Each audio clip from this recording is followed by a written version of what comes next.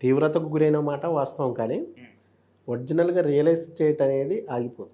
Special Hyderabad real estate అనేది ఆగిపోవడానికి ఛాయిసే లేదు. Okay. Hyderabad ప్రభుత్వంతో సంబంధం లేకుండా దశ దిశలా వ్యాపించి ఉంది ఇప్పటికే.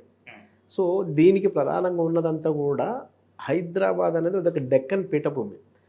ఇక్కడ ఈ వెదర్ కండిషన్ ఏదైతే ఉందో హీట్ ఎక్కువ ఉండదు, అట్లాగే కూలు ఎక్కువ ఉండదు. ఓకే. దాంతోపాటు హైదరాబాదులో ప్రధానంగా భూకంపాలు వచ్చే ఛాయిస్ లేదు, అట్లాగే ఇక్కడ తుఫాన్లు వచ్చే ఛాయిస్ లేదు. దీంతో పాటు ఒక పెట్టుబడిదారుడు ఏం కోరుకుంటాడు, తను ఇక్కడ కంపెనీ పెడితే ఆ కంపెనీ కింద ఉండే ల్యాండ్ తక్కువ రేటు రావాలని కోరుకుంటాడు.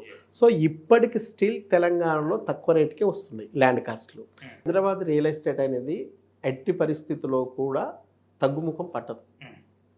అంటే పోవాల్సినంత స్పీడ్గా పోకపోవచ్చేమో కానీ ఓకే. అక్కడే ఆగిపోవడం అనేది హైదరాబాద్కి ఈ రోజు ఉండదు, ఏ రోజు ఉండదు, గతంలో కూడా లేదు. అచ్చా. ఎందుకంటే హైదరాబాదుకున్న జియోగ్రఫికల్ నేపథ్యం ఏదైతే ఉందో ఇది డెక్కన్ పీఠభూమి. ఈ డెక్కన్ పీఠభూమిలో వాతావరణం సమశీతోష్ణ స్థితి వాతావరణం అంటే ఎక్కువ హీట్ కానీ ఎక్కువ కూల్ కానీ ఉండదు. కాబట్టి అన్ని ప్రాంతాల నుంచి వచ్చే వాళ్ళకు అనుకూలమైన వాతావరణం.